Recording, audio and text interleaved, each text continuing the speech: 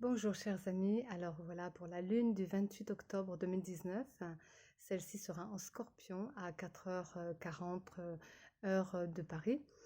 Eh bien, des rebondissements, des retours en arrière, des bonds en avant.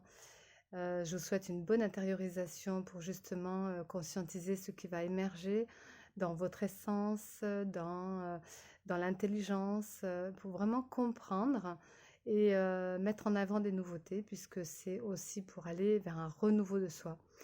Bien sûr qu'il y aura du lest à lâcher encore, puisque quand on parle de bond en avant et de retour en arrière, c'est que pour aller devant, eh bien, il faut bien enlever ce qui est ancien.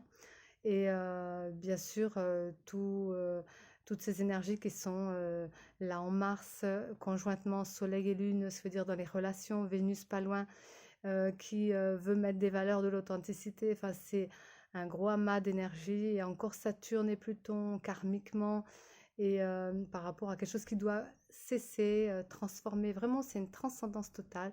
Donc, on purifie le fond et on essaye d'aller dans quelque chose qui va être pour soi, quelque chose de bien.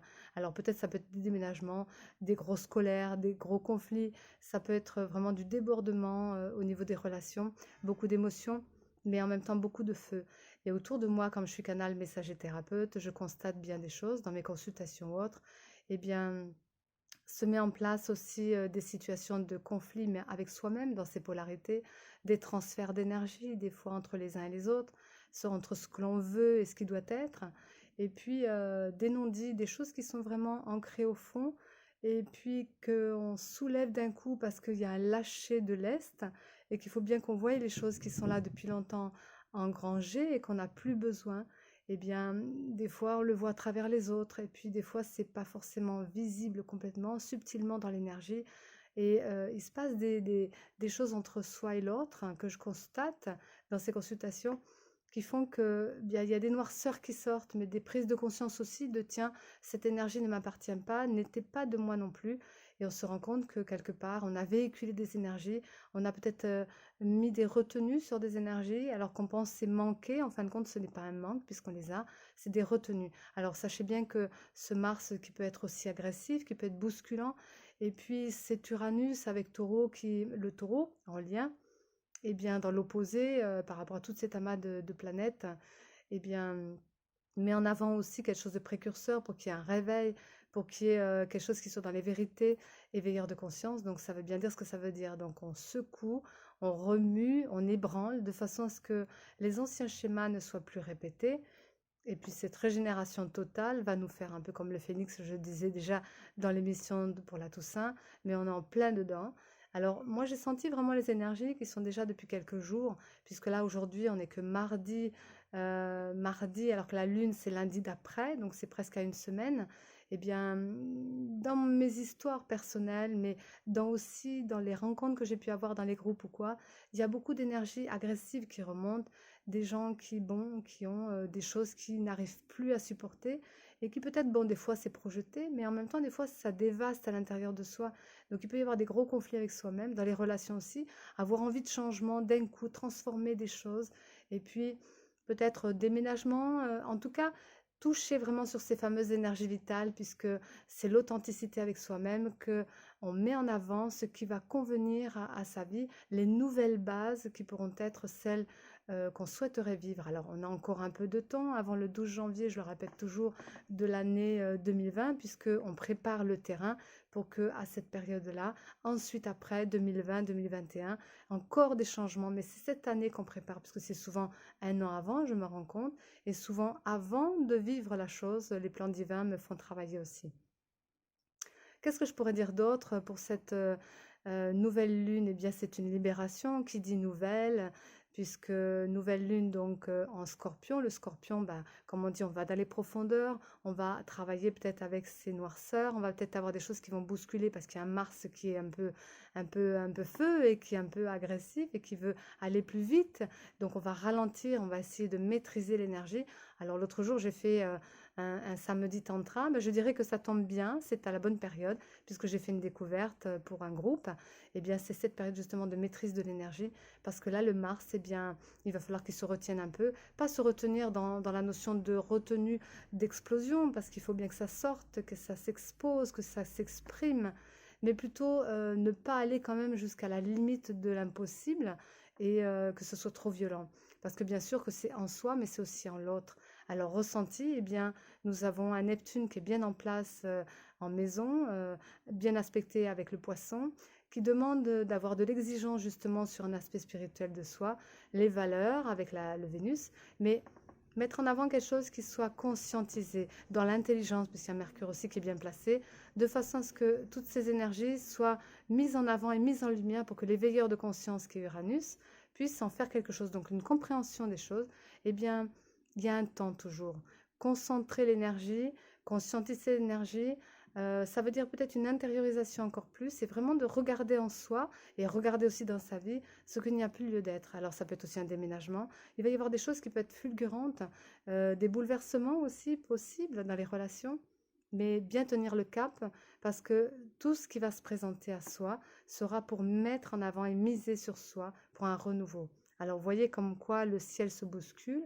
Et puis quand je disais souvent, enfin souvent, je veux dire, on est en lien entre ce qu'on vit à l'intérieur de soi, ça pourrait être ces petites planètes qui sont nos viscères, et bien le corps humain va mettre la santé, et l'univers, le cosmos avec les planètes à l'extérieur, et bien c'est aussi une mise en ordre de tout ce système solaire, de voir ces univers aussi, et bien nous en faisons partie. Alors cette remise en ordre, pourquoi? Bah, pour que les bases soient différentes de celles qu'on avait. On va vraiment vers un avenir qui va être plus spirituel, un avenir qui va être au plus près de soi, et un avenir qui va engranger vraiment de bonnes résolutions pour soi. Alors un nettoyeur, eh bien, par exemple, dans les soins, aujourd'hui j'ai vécu quelque chose de très intéressant justement, puisque je me fais soigner par le laser encore un petit peu derrière. Je colmate, je consolide, on est vraiment à la finalité de ça, donc ça dure quelque temps, puisque on sait bien que dans le corps c'est plus long, plus lent. Eh bien, quand on m'a touché derrière, l'énergie circule dans mon corps et est sortie vraiment par la tête comme une chaleur. Donc la chaleur est dans nos énergies, la chaleur va être dans cette nouvelle lune, puisque ce Mars c'est quand même du feu. Et eh bien, le corps il sait ce qu'il a besoin. L'énergétique, c'est-à-dire son corps aussi vital, sait ce dont il a besoin. Son âme, elle sait aussi faire confiance avec ce Neptune qui engrange vraiment des énergies spirituelles, qui sait aussi comment la donne doit se faire. On doit monter une marche, on doit aller vers autre chose, bien sûr, mais ce Neptune qui est en lien avec le poisson, qui a une sensibilité, pas exagérée, pas, comme on pourrait dire, quelque chose de trop violent, mais finement, puisque lui, c'est l'esprit, c'est la finesse. Donc ce cosmos aussi qui est l'esprit, eh bien l'esprit va véhiculer à travers toutes les planètes l'énergie qu'il faut, ou la vibration plutôt qu'il faut, pour que nos corps soient restaurés. Eh bien, une vie beaucoup plus cellulaire, avec des mémoires qui vont se développer, peut-être justement mises en avant pour que les mémoires anciennes s'enlèvent, ou en tout cas se transcendent, se purifient, se changent, pour qu'on puisse accepter vraiment d'œuvrer dans le sens de notre vie avec quelque chose de nouveau et qui va vraiment dans le sens de notre énergie vitale. Qu'est-ce qu'on ressent au fond de soi qu'on a vraiment besoin? Dans cette relation, est-ce qu'on est bien? Dans cette situation de vie professionnelle ou autre, est-ce qu'on est bien? Est-ce que avec la famille, les enfants, etc., est-ce que ça circule bien? Est-ce qu'il y a une bonne communication, une bonne expression de qui on est? Est-ce qu'on a sa place quelque part? Tout ça, c'est à remettre en question. Les valeurs, mais c'est aussi dans l'avoir. C'est-à-dire que ce fameux taureau avec Uranus, il va bousculer, veiller justement à quoi tu t'agrippes. Dépouille-toi. À quoi tu te retiens encore? Détache-toi. Et puis, comment on récupère notre avoir? Comment on matérialise ces notions dans la matière, justement pour voir que est-ce que ça va dans le sens de qui on est? Alors, transformons notre avoir aussi, parce que on ne peut pas garder les choses. Elles doivent être libérées, ces choses. Parce que bien sûr, rien ne nous appartient. Tout se transforme, tout se crée, comme on dit, et chaque chose évolue. Je fais une pause parce que je ressens une présence. Donc, bien sûr, le gouvernail dans un bateau, symboliquement, eh bien, on doit tenir son gouvernail pour voir la direction. mais c'est quand même l'intention, l'intelligence en fond de soi qui va saisir par le cœur justement dans les ressentis. Aujourd'hui, beaucoup d'énergie dans ce sens, qui était ce que je vois n'est pas la réalité, ce qui est au fond est une réalité. Alors si en tant que parent, vous véhiculez des mots, mais qu'au fond de vous, vous avez des pensées autres, les enfants qui sont devant vous vont sentir. Et quand il y a des notions de mort, puisque là c'est aussi une question de mort, hein, le scorpion c'est quand même une maison, la maison 8, qui est la maison de la transformation de la mort en soi. C'est pas forcément une mort symbolique, mais ça peut être aussi une mort, un deuil, mais ça peut être une mort encore plus que ça profonde, qui fait que on va aller voir dans nos noirceurs ce qu'il y a encore et on va les faire monter en conscience et mettre de la lumière dessus pour transformer une bonne fois pour toutes. Parce que il y a ce fameux Saturne et Pluton, c'est quand même radical. Les karmas vont sauter, les bouchons vont s'exploser. Alors, il peut y avoir de la violence. Je le vois aussi dans les gens que je rencontre. Des gens qui sont en colère, des gens qui sont dans le ras-le-bol, des gens qui sont encore dire j'en ai marre, ça encore, mais c'est la pression qui monte, qui monte, qui monte, parce que jusqu'à ce 12 janvier 2020, eh bien, il va bien falloir transformer son histoire. Donc, chaque moment, comme je disais, nouvelle lune, pleine lune, surtout les nouvelles lunes, parce que c'est des grosses libérations d'énergie, et puis à l'opposé, il y a la lumière. Et à l'opposé, la lumière du scorpion, eh bien, c'est le taureau. Et ce taureau qui est avec Uranus, qui dit, voilà, éveilleur, éveille-toi et chamboule ta matière, ton avoir, ton corps, ta façon d'engranger les choses, ta façon d'accueillir cette matière et ces choses qui sont dans ta vie, parce que ce n'est pas la réalité. Mais tu peux faire de belles choses avec cela, mais quelle conscience tu y mets? Si là, on y met un peu de poisson, je veux dire de profondeur et de dimension, de l'intelligence, la prise de conscience, pouvoir comprendre que notre façon de faire, que ce soit dans la manière d'œuvrer avec l'argent, avec le corps, avec nos relations, avec nos situations dans notre vie, etc., eh bien, ça doit changer, il doit y avoir une marche haute, et puis on doit le voir différemment, on ne doit plus fonctionner avec ces anciens schémas. On doit revoir aussi notre manière de faire, puisque c'est le faire. Le taureau, c'est quand même poser ses pattes et l'action qui va être menée. Comment nos actions sont-elles à mener de façon à ce que le résultat puisse être à la hauteur de qui nous sommes. Alors quand je voyais le gouvernail qu'on me montrait tout à l'heure, eh bien c'est la direction qu'on doit prendre. On doit tenir à deux mains son gouvernail, même si le chaos, les vents et les tempêtes sont là, eh bien c'est quand même nous qui avons la main sur ce gouvernail pour arriver à bonne fin, pour aller devant qui est le soleil justement qui va éclairer ensuite tout au niveau des tempêtes, au niveau de tous ces chaos, de façon à voir clair. On est toujours dans cette perception aussi que cette intelligence qui est le mercure nous amène à une clarté quand même de pensée. Donc faisons attention à nos nouvelles idées, nos idéaux, notre cœur essentiellement qui ressent, pour que nous puissions aller vraiment vers qui nous sommes. Bien sûr, l'esprit est toujours dans la vision du collectif. Qu'est-ce que cela peut amener au collectif de vivre cela intensément au fond de soi, de faire attention à ce Mars qui est violent, à faire attention à ce que nos valeurs ne soient pas dépossédées et attention à ce que l'on possède justement dans nos biens, dans notre vie, que sur tous les plans que ce soit. Eh bien, ça veut dire que pour ces enfants qui vont arriver, on leur laisse une place nette, une place qui va être avec un idéal, avec un détachement et une profondeur et une dimension. Eh bien, ça va être une force intérieure qu'on va récupérer après ça. Parce que renaître de ses cendres, comme je disais l'autre fois pour la Toussaint, le phénix, eh bien oui, on est encore là, c'est renaître de ses cendres. Parce que novembre, eh bien, va être un peu différent. Et que novembre, ça va être encore une autre histoire. Mais que cette nouvelle lune nous donne l'opportunité de faire le passage comme dans les trous noirs, d'une dimension à une autre, d'un pont à un autre, enfin d'un lieu à un autre, et puis de nous-mêmes à quelque chose qu'on va être plus tard, ou quelqu'un qui va donner une couleur beaucoup plus élevée. Alors mon Dieu, bien sûr, qui résonne dans mes oreilles, c'est une marque de sagesse qu'on doit avoir au fond de soi, puisqu'il m'exprime que chacun porte la sagesse, chacun porte le cœur du Christ, chacun porte, sans parler de religion bien sûr, l'énergie christique je parle, cette valeur profonde qui est là, qui peut être la foi. Sur quoi on s'appuie justement, parce que cette Toussaint, c'est ça aussi. On fait le lien entre la nouvelle lune et cette Toussaint, cette foi réelle que l'on peut avoir au fond de soi. En quoi on croit? En quoi on croit vraiment? Alors, si on enlève l'éducation, si on enlève les concepts, si on enlève tout ce qu'on a appris jusqu'à présent, qu'est-ce qu'on veut vraiment vivre et en quoi on croit? Quels sont nos rêves? Quelle est notre part de fortune dans la vie? Quelle est notre place, je répète? On n'est plus derrière. Donc on a à créer notre propre monde et notre propre histoire. Alors profitons de ces nouvelles lunes pour libérer les vieilleries et puis pour engranger, puisque du coup on va poser des nouvelles graines pour mettre en avant, pour que la pleine lune qui va arriver après, au bout de 15 jours à peu près, eh bien on puisse voir le résultat de notre engrangement, de notre engagement aussi, puisque c'est des engagements profonds, pour qu'on puisse aller vraiment au fond de soi, sans oublier qu'on est avec quelqu'un, avec les autres, les autres soi. Comment allons-nous engranger?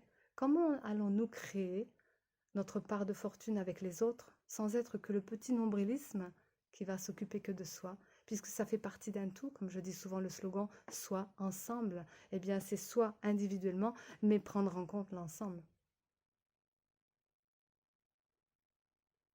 Magie de l'espoir,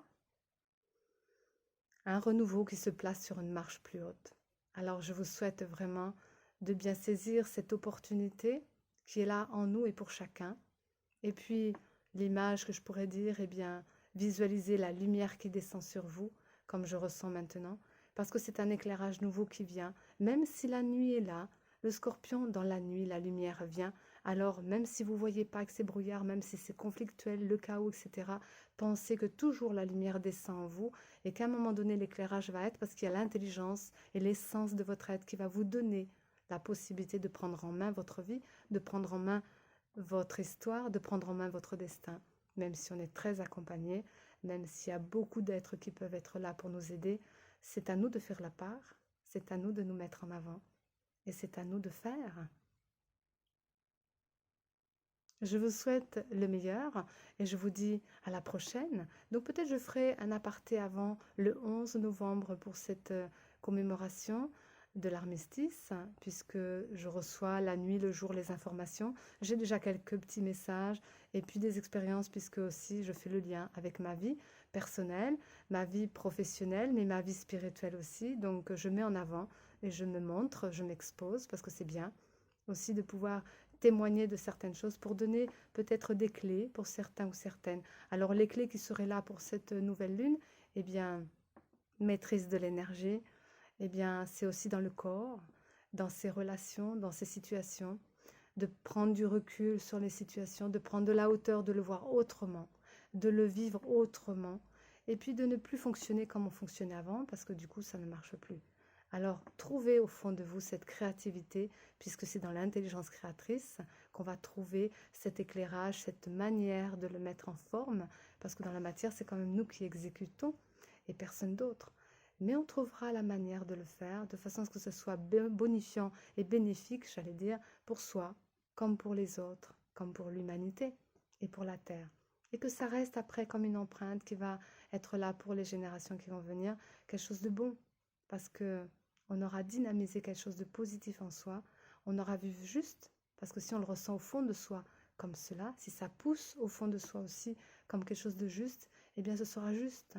Même si tous les autres vous disent le contraire, ressentez vraiment au fond de vous ce qui vous appelle, ce qui vous parle, ce qui pulse, ce qui vous titille vraiment dans le sens de ça me remplit, ça me fait du bien. Si ça vous fait du bien à vous, forcément que ça fera du bien aux autres.